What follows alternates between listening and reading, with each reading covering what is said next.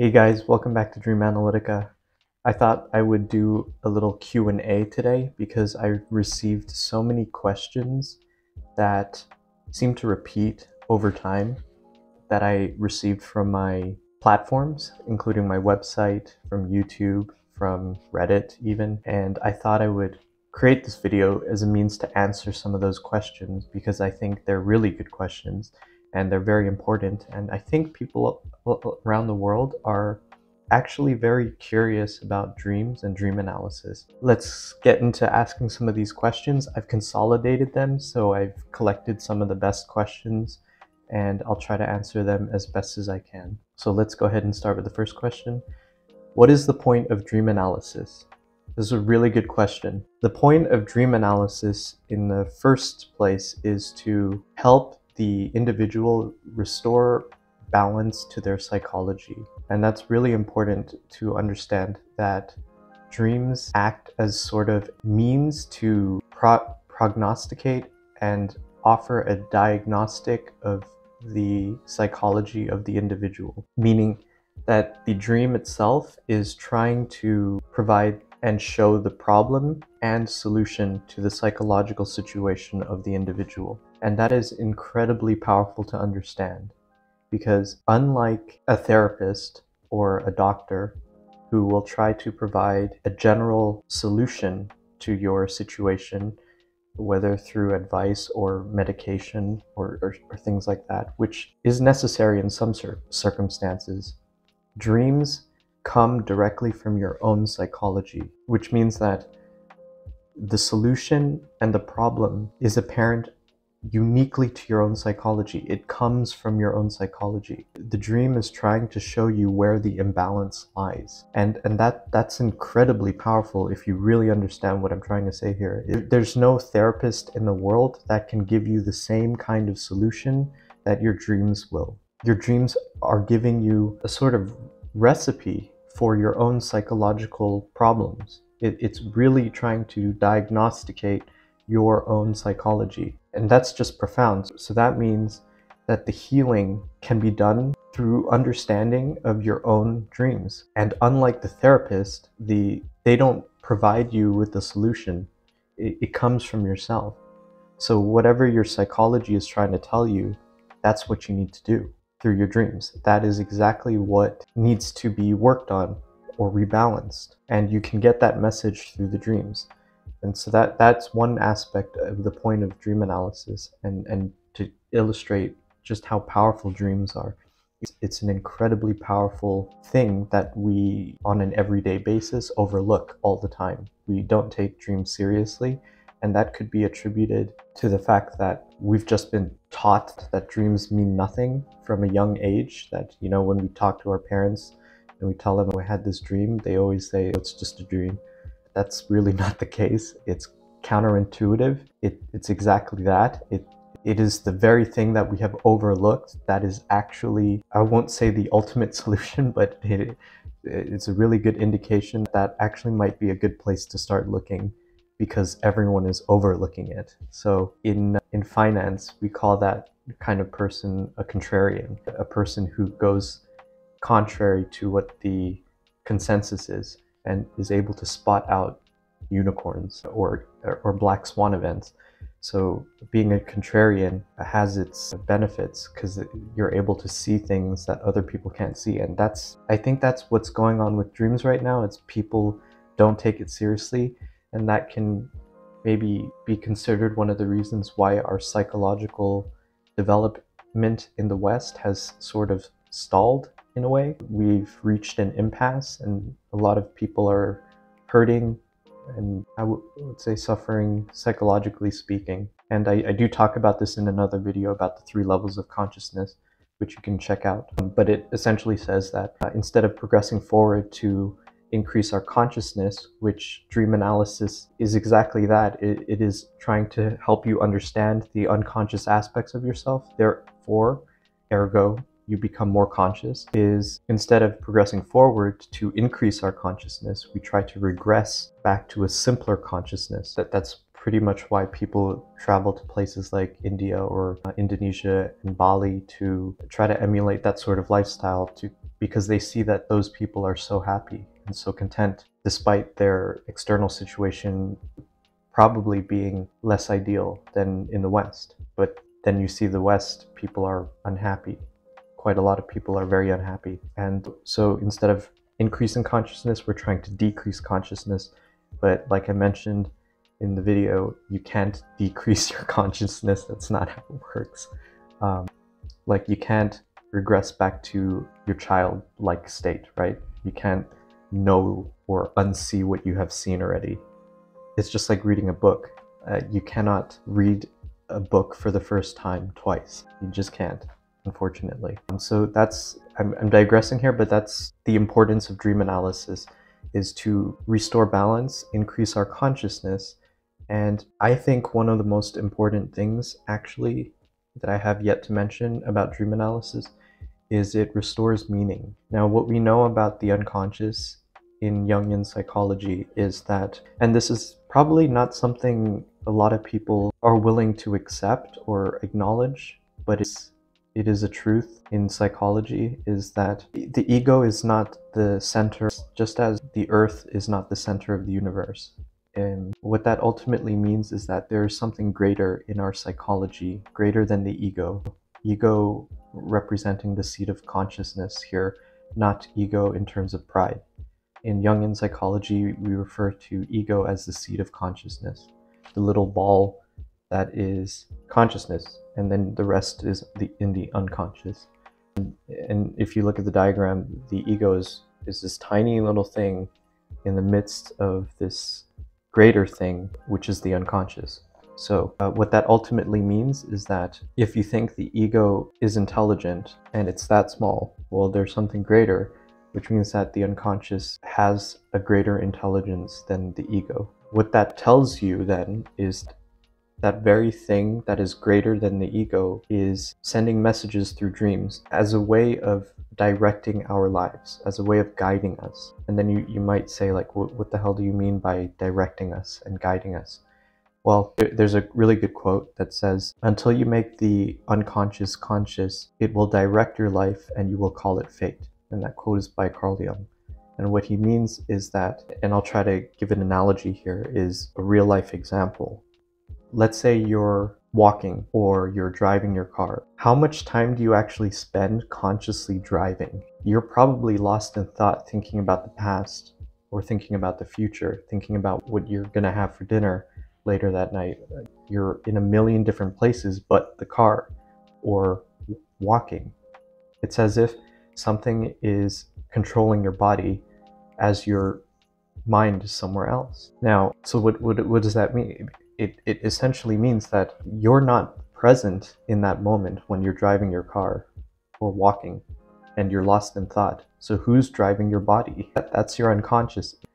It's sort of moving your body for you and driving for you, paying attention to these things that you're not even aware of. The ego consciousness is terribly unaware, surprisingly unaware of its surroundings. So that's one aspect of your unconscious being a greater force in your psychology, that it's driving us when we're not even aware. It's literally in the unconscious. So another aspect is, let's say you get cut on a table saw and you call that an accident. Now, why would your body and mind want to hurt you if its primary mode is survival? Now, you call that an accident, but just like when you're driving the car and your body is being directed, trying to make sure you don't crash, even though you're on some island somewhere in your head, why did you cut yourself on the bandsaw or the table saw? That can be actually attributed to the fact that you are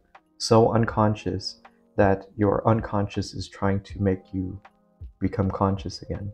You weren't paying attention.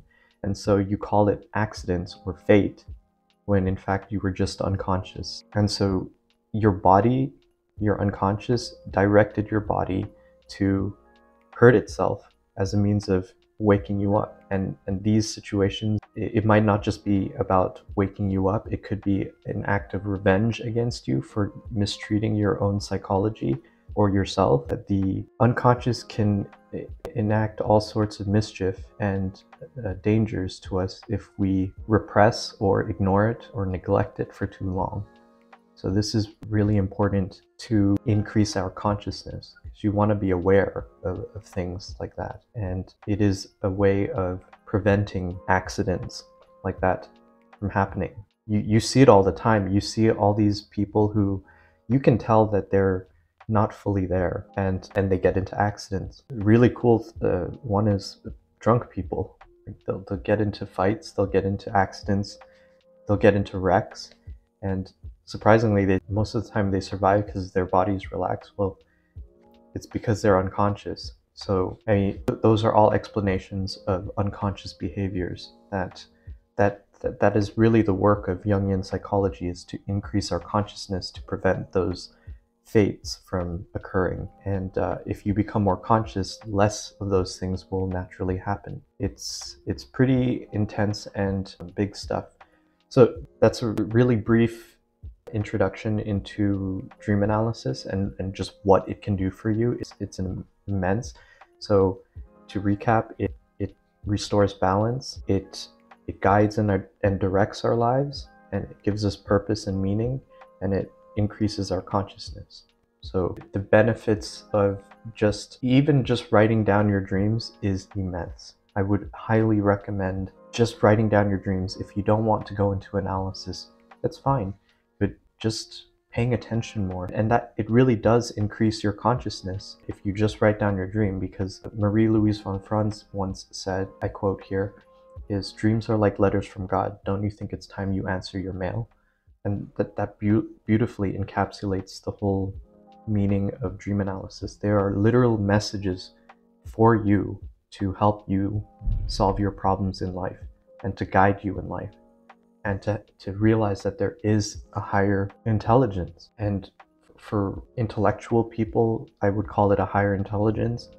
For spiritual people, they like to call it God, you know? And then you realize that God is not out there, they are in here, in your psychology. So very powerful stuff, and I could talk about this for days, but let's go on to the next question. And I hope that answers what the point of dream analysis is and how it can be beneficial for you. So the next question, how does dream analysis work? Very big question. Dream analysis works on an individual basis, and unlike modern therapy, dream analysis is really about the patient. It has nothing to do with the therapist or the analyst. It's really all coming from the individual and their psychology, which is dreams. And so what we know in Jungian psychology is dreams communicate through archetypes and symbols in the form of metaphor predominantly. So what essentially is going on in dream analysis is the analyst and the individual go hand in hand into that individual's unconscious and explores the depth of their psychology through the images that come from their dreams. What that means is that the analyst is not responsible at all for providing advice, providing solutions, or even diagnostics to the individual, meaning showing them what the problem is. That it's not the analyst's job to do that.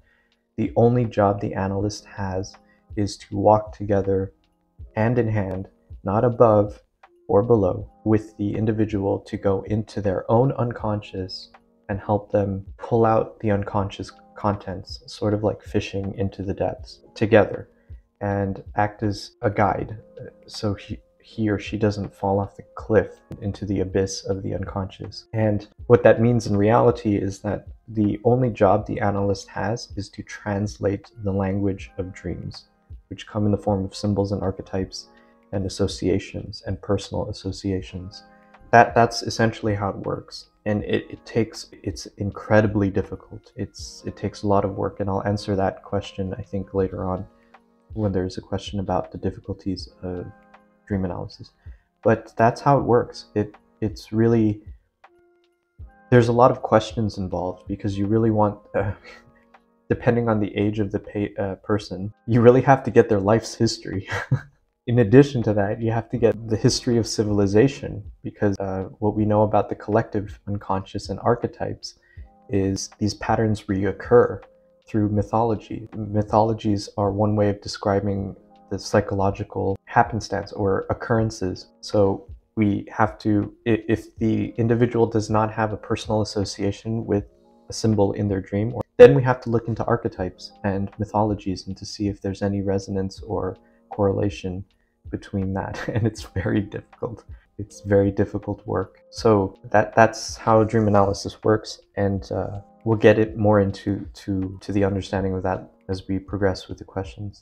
So next question. I don't have dreams. How do I have dreams? I get this question a lot. I laugh because it's almost, I'm just going to throw out a random percentage here, but like 70% of the people that I come across or that I just randomly talk to, they say they don't have dreams. And then I immediately tell them, you do have dreams. You definitely have dreams. You just don't remember them, mainly because you're not paying attention. And I tell them, tonight, you're going to have dreams. Lo and behold, the next morning we meet, they're like, what the hell did you do to me? I just had like 5 dreams after not dreaming for years. And then we laugh and they think I'm some sort of mystic or what do you call it? Fortune teller or something like that. And really, it's just really that you're not paying attention. You're not really thinking about that thing. So, I mean, it's in your blind spot. You're probably thinking about work, or you're thinking about family, friends, relationships, so many other things that you're probably just not paying attention to your dreams. I really think, based on my research, there's really only 2 people that don't have dreams. And the first type of person that doesn't have dreams is fatally depressed. And the second type of person is the very old, nearing the end, reaching the end of life. And I think the reason for that, this is not empirical science, by the way, but I think the reason for that is because they both have depleted their sense of purpose, meaning their psychology has no answers for them anymore. Obviously, it makes sense for the old person, but for the fatally depressed, it's rather scary. It means that your psychology does not have a solution for you. If dreams are there to restore balance, well, and you're not dreaming, there means that your mind has no purpose for you. Your unconscious does not have any sort of guidance for you. And it could be a chicken or an egg thing here. Are they depressed because they don't dream? Or are they not dreaming because they are depressed? I don't know what the answer is to that. But often times when they start dreaming again, they do feel better. But it's hard to say exactly how to resuscitate the dreaming. I've not worked with a fatally depressed person, nor have I worked with a very old person nearing the end. But that's how you have dreams. You do have dreams if you're relatively normal, and it's a healthy sign to have dreams. You kind of want to have a normal amount of dreams. If you're excessively dreaming, like you have a lot of dreams, well, that tells you one thing. It tells you there's a lot of messages that need to be worked on. There's a lot of psychological imbalances, most likely, that need to be worked on, or that you're so detached from reality that you're spending way too much time in fantasy land in conscious hours, or contrary to that, because the dreams sort of compensate for what is lacking in consciousness. It acts as a balancing in one respect of dream analysis. It rebalances your psychology. So let's say you are overly behaving in one attitude. In dreams, you will rebalance that by behaving in the opposite attitude. Maybe you're too passive and laid back consciously. Your dreams will show you the opposite, or contrary to that, as a compensation to rebalance your psychology by making you more assertive, maybe more aggressive in dreams, maybe taking more action. So there's that, and I hope that answers your question. It's a really good question too, because I get that a lot. And then that actually leads into the next question, which is, how do I remember my dreams? Like anything worth doing, it's difficult. It takes time, patience, and effort. So how do you remember your dreams? Is quite simply by discipline. So I would suggest that the night before, you just remind yourself, I'm going to write my dream down. I'm going to remember my dream. And that usually does it. And the thing too you have to do is the moment you wake up, whether in the middle of the night or in the morning, immediately write your dream down if you had a dream, and write it down. No excuses. And this happens to me a lot. I get dreams where I think it's so small and meaningless, like it probably doesn't mean anything, and I regret it immediately when I wake up in the morning. And I had a dream where I saw this, I had a pretty small dream. Well, I thought it was a small dream, and there was an Indian guru that said something, and I brushed it off. I thought it was, just another dream, and immediately regretted it because there was an Indian guru. They usually have a very powerful message there, probably from the self, and I completely ignored it, and I regretted it because I was being lazy, and that it's really fighting the laziness. And don't worry about cutting into your sleep or ruining your sleep. It usually doesn't. So I'll have dreams and I'll wake up at 2 in the morning. I'll write it down, and I don't know if this is a normal occurrence, but if I just wake up and don't write it down, I have trouble falling back to sleep. But if I do write it down, I fall right back to sleep immediately. So I wouldn't be too concerned about it cutting into your sleep if that's what you're concerned about. Just write your dreams down and practice the affirmation of, I'm going to write my dreams down. I will. Keep your notepad or your phone beside your bed, and there are different ways you could record your dreams. My preferred method is just typing it on my app on my phone, but there are some people who like voice recording and other people who like writing it down with a pen and paper. So it's up to you. But that's how you remember your dreams. It's through discipline. Just like going to the gym, you got to force yourself to do it. It's through practice, and the more you practice, the more it becomes a habit. And that's really the key, is try to make it become a habit. I have logged, like, if you have multiple dreams a night every day of the year, you can have well over 365 dreams. And trust me that it's, especially if you use my app, you don't have to, but if you write a title for each dream and then you have a collection of all your dreams, you're going to see a pattern with all that collected data. And that's the most incredible thing for nerds and like analytical minds, rational minded people, is it really turns from nonsense to sense, because then you see this psychological, you're gonna have instant pattern recognition. Like you'll see your anima repeat over time, you'll see your father, and in each dream, like slowly something, it's like a fractal, it's growing into itself. It's really crazy. So that's the other really cool benefit of recording your dreams. Over a really long time, you'll see your own psychology transforming before your very eyes. Now, if you do it like 1 or 2 days, a week, even a month, it's like having a kid. You're not going to be able to see them grow taller day by day, but if you don't see them for a year, like my nephew, he grows like an insane amount, and that's like dreams. It grows, but you're not going to notice it on a day-to-day basis. You'll notice it over a long period of time, and it shows you there's this epic journey going on in your psychology. Like, this is really cool, is we have a lot of themes about school, dreams about school, and for one of my clients, you see, like, from the beginning of analysis, he's still in school taking a test, and now I would like to call it graduated from school. So he's still in school, but he has complete freedom to move around the campus. So you went from, and that's insane, because then you take that as a metaphor of psychological school, of development. You start in a immature place where you need to be told what to do, to a place where you have freedom to do what you want to do, make your own choices. There's no more tests involved, because reality is not a test. It's not an examination. So you see the psychological transformation. You still have the theme of the school, but the individual or the ego now has more freedom to, and so you see that he's grown and he's matured over time. And I forgot to mention, that was really important about dream analysis.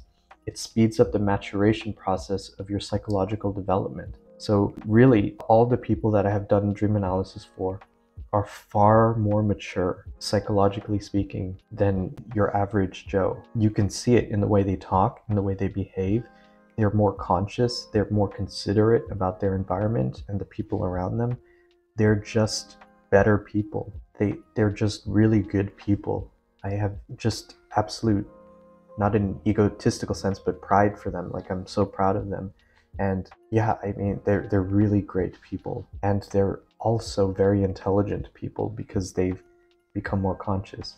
So just understanding your dreams makes you more intelligent too, because like I said, your unconscious is of a greater intelligence. So for every message that you get from that greater intelligence, you increase in your intelligence as well as the ego, the seat of consciousness. So I hope that answers that question. These are all really great questions so far. So let's go on to the next one. Why is dream analysis so difficult to do on your own? That is an insanely wise question. And anyone who studied Jungian psychology knows this, by the way. If you read Carl Jung or Marie-Louise von Franz, Edward Edinger, Robert Johnson, you'll know dream analysis is so difficult to do on your own. And the primary reason is because dreams come from the unconscious. What is the definition of unconscious? It is that which is not conscious. It is not conscious. You are not aware. So these are messages about yourself that you are not aware about. In essence, it is trying to see your own backside, your own blind spots. You don't know what your own blind spots are precisely because you are blind to them. Therefore, that's why dream analysis is so difficult to do on your own. I am not excluding myself from that statement. It is so difficult to do my own dream analysis precisely because I cannot see my own backside. It takes an incredible amount of intelligence, self-awareness, and self-reflection, and you quite literally holding up a psychological mirror to your backside to be able to see those things. And it takes so much cognitive energy to do that. This is why it is so difficult to do dream analysis on your own. That's not to say you can't, and some dreams are more simpler than others to where you could easily decipher its meaning of your own dream if it's simple enough. But for the most part, it's very difficult, insanely difficult. So what I would recommend here, if you really want to know what your dream is about and you don't have access to an analyst around you, is to just talk about your dream and share it with somebody. Usually that helps you get it out of your head into this theory mindset and kind of projects it at a wall so you can see what the image is. And sometimes even the other person who has no idea of dream analysis will say something about your dream, maybe a possible meaning. And though their interpretation is completely off the mark, it's enough to get you to think about the correct interpretation. And the other thing too is, because it came from your own psychology, your unconscious is trying to give you a message, meaning it's trying to help you understand your dreams. And that form of understanding usually comes as like an intuitive hit, which will bleed into my next question, by the way, into the next question. So yeah, that's pretty much why dream analysis is so difficult to do on your own. So just talking to other people about your dreams, getting it onto paper so you can read it. But really, I think dream analysis should be done with someone else, with a person that you trust, someone that you can talk to about these things. Most people don't take it seriously, so they don't really realize the importance of it, or like for me, if you give me your dream, it reveals a psychological landscape. So I'm able to see the essence of your being, essentially, when you give me your dream. But for the most part, most people will just see a dream and go like, cool dream, nice. But that's a good way of helping you analyze your own dream, just talking to someone about it. Which leads into the next question, which is, can anyone do dream analysis? Yeah, but it's more like not everyone will do dream analysis. The reason why is it takes so much work, and it really takes so much work. And I can give you one example is, you first have to really know the individual, because you need to know their associations, like I mentioned before, which means you have to take into account their life experiences first and foremost. And then you have to understand their personality type to see how they perceive the world and how they think. And so you need to know the personality type, because you need to know, first of all, how to communicate with them, and then how to empathize with them, because you need to put yourself in their world. Like if they give you their dream, it's not about you.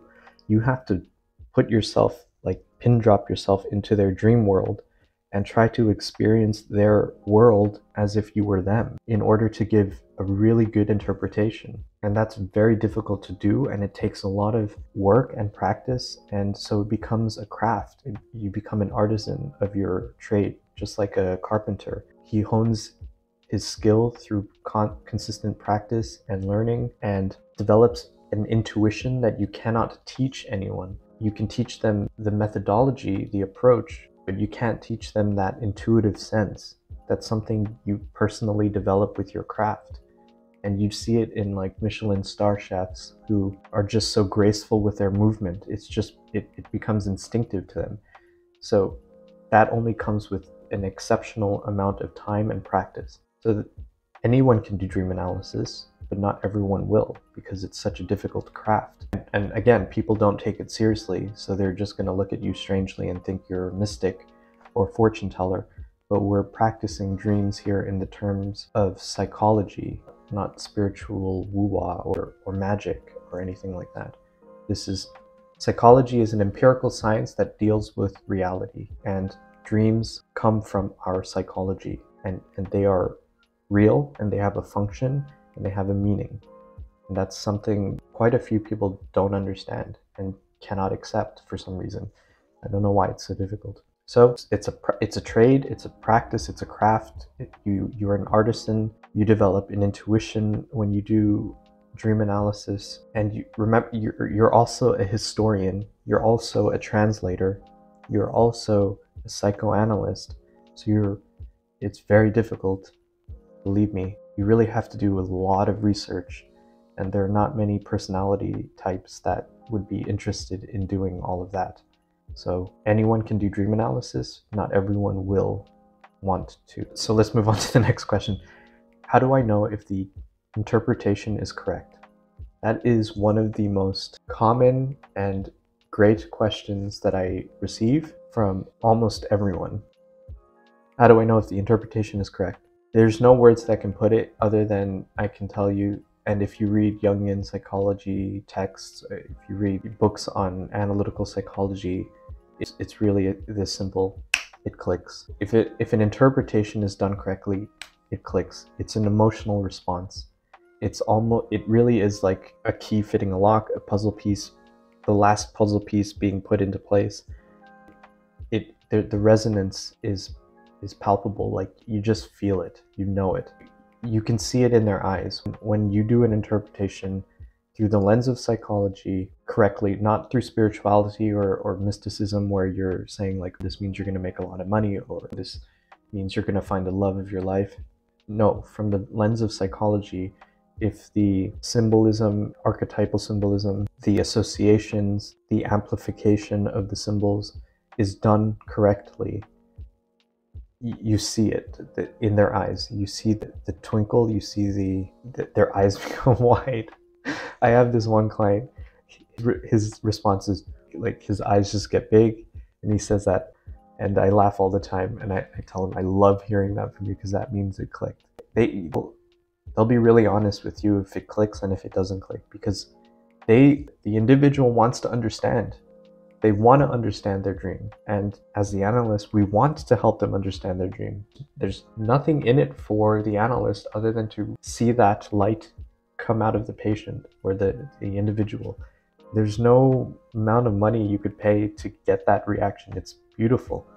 So that's how you know. It feels so strongly, and I think there is no real feeling like it, particularly if you've never had an interpretation done for you your entire life. It's like going to Disneyland the first time, or reading the Harry Potter books for the first time. It's that excitement. It's like a whole new world opening up to you, possibilities. You get excited about the future, because then you realize, oh, I've got so many more dreams ahead of me, as well as maybe if you are a diligent recorder of your dreams, you've got some from the past.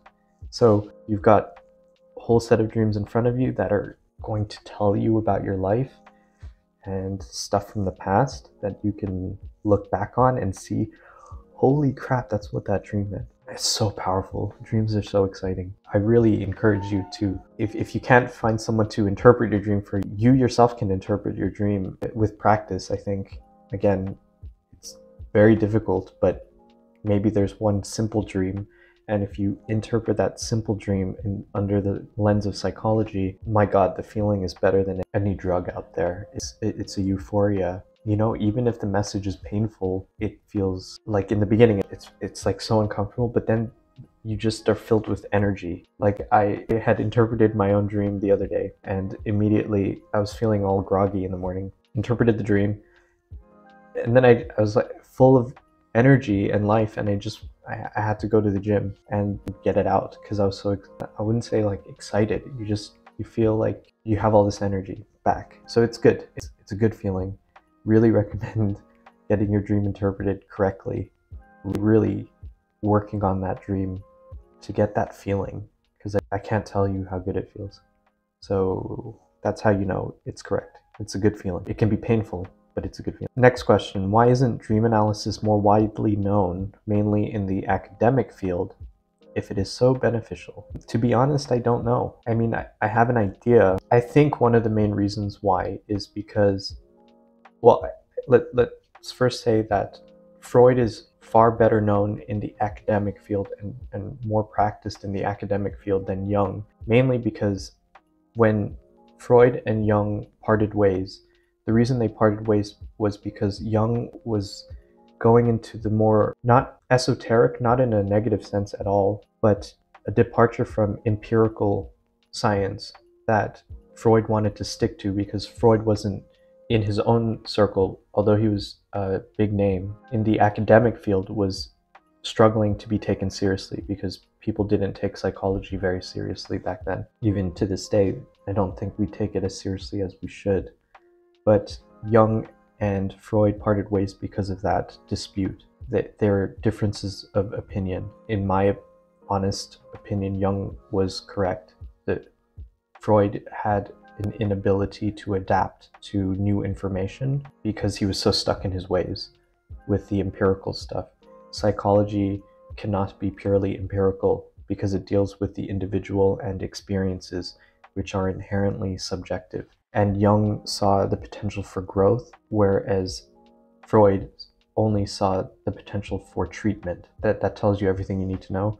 So the reason why he's not so well known in the academic field is probably because of that reason, that it's not an the way Jung approaches psychology is not entirely, although he tries really hard, you can't replicate methodology for each patient. The reason why is, like I mentioned before, is each individual is unique. And so when you do a dream analysis, you can't have a guide or recipe for treating or working with that patient. You have to start with a blank slate. So every patient that you meet or every individual that you work with is a blank slate.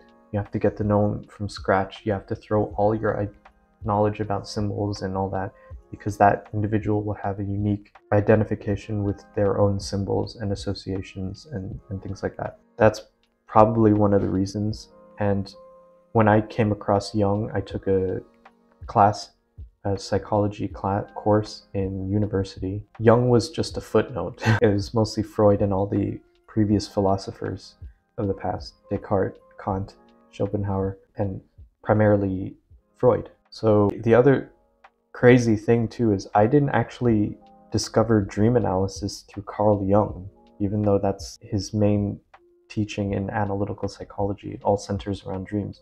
That's how difficult it is to find work on that subject. I actually stumbled upon dream analysis through his predecessor, Marie-Louise von Franz. Just an amazing woman, amazing psychologist. And it just shows you that women who take psychology very seriously become very good at it, very powerful. And yeah, women have a greater understanding of psychology because they are closer connected to the unconscious and the irrational. So they have a huge capacity to understanding psychology, although it's a bit scary, I think, for some women because of the nature of the unconscious and how it can devour a person. Yeah, so I don't really know that answers this question, but that's my take on it. And so last and final question here is, what was your biggest dream and how did you interpret it? Cool question, and it's really personal. I think people who know how to do dream analysis will understand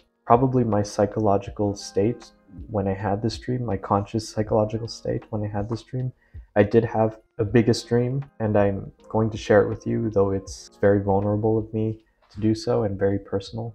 And I'm a very private person, I would say. But I think people have been so giving with their psychological situations and their dreams that I feel like I should only give back. So I'll go ahead and share one of the biggest dreams, and I don't think I needed to interpret it, and you'll see why. When I tell you this dream, you probably wouldn't need an interpretation to understand it. Maybe I'll give some indication. So my biggest dream, I'll tell you, I was standing in a white expanse, just all white. You remember in the Matrix when he's in that room where it's just all white? It's like that. I was standing in an expanse of white, and there was a lady wearing a blue veil, sitting cross-legged on the floor, holding a baby. And there was gold light emanating from behind her. And I just felt warmth flooding through my veins, like coursing through my veins. Like it started like in the center and then just expanded outward. It really felt like you're standing out in the sun, but it's from inside your body.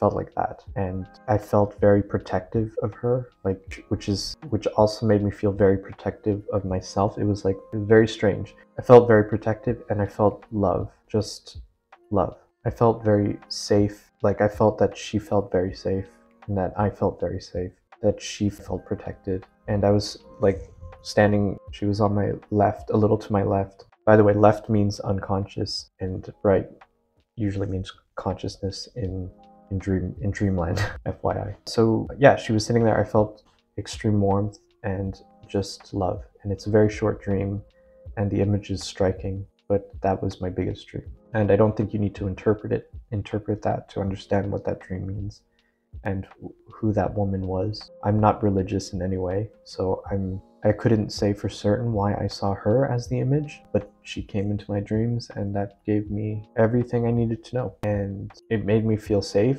beyond anything in physical reality would ever make me feel. There's a centeredness about it. Yeah, I mean, you know in Harry Potter with the Dementors, like your soul is being, and it feels cold, and the way J.K. Rowling describes the feeling of being sucked by a Dementor, the opposite of that happened in the dream. It's like this warmth encapsulating you, embodying you, coming out from inside, and you feel this sense of almost relief, but like everything is going to be fine. And just by telling you this dream, those who understand dream analysis will understand what my psychological state was in consciousness. I'm not going to tell you. I think you should try and figure that out on your own, and you can leave it in the comment section if you'd like to try to figure out. I think it's a cool exercise. But that's a very vulnerable dream that I'm sharing with you, and it was so far the biggest dream. I've had other big dreams, but that one, because of its duration and vividness of the imagery, is why I decided to share that dream. And so yeah, so I hope I've answered some of the questions here to the best of my ability. These are just some of the questions that I get from clients, from people around the world, through forums, through my website, because I think people are genuinely curious about dreams. And not finally, but I think I haven't really found anything close to this online. And I'm on forums, particularly on Reddit. There's a dream interpretation Reddit, and I have not found one good interpreter or analyst on there. Their understanding of dreams is very inaccurate, and there are some good ones, but particularly the spiritual ones, like the spiritual people who they get kind of close, but then at the very end they completely miss the mark. And I think that is detrimental to the individual, because if you're just trying to make the person feel better, they're not going to solve their problem. It's not going to solve their problem for them. You're just going to mask it, and they're going to feel shittier the next day. So yeah, I mean, these are some of the questions that I've received that recur most often, and I thought I'd make this video to answer that. So I hope that answers that. And go ahead and leave a comment if you have more questions that you would like to ask me, and I'll collect them and maybe even answer them personally, privately to you. I do really enjoy making content like this. It's a lot easier than writing a script and then having to do all that jazz with editing and all that thinking. I think questions are my favorite medium so far. So hope you enjoyed this. Please don't forget to like and subscribe. It really helps, especially if there are people around the world that really are struggling and their dreams are trying to tell them something. And maybe these videos can help them in some way, or if you know someone that needs help, go ahead and share this. And subscribing really helps spread the impact. If I'm able to even help just one person, subscribing really helps me do that. So go ahead and subscribe. It also keeps you up to date with new content, meaning you might not want to miss the next video because there might be a very interesting symbol that you actually might have an association with. So look out for that, because I think if I do more interpretations, you'll at least find something valuable in someone else's interpretation. Even though it's unique to them, you can still find some relationship to that, an association to that, and it might even help you interpret your own dreams, because and that's really how it works, because we are a collective.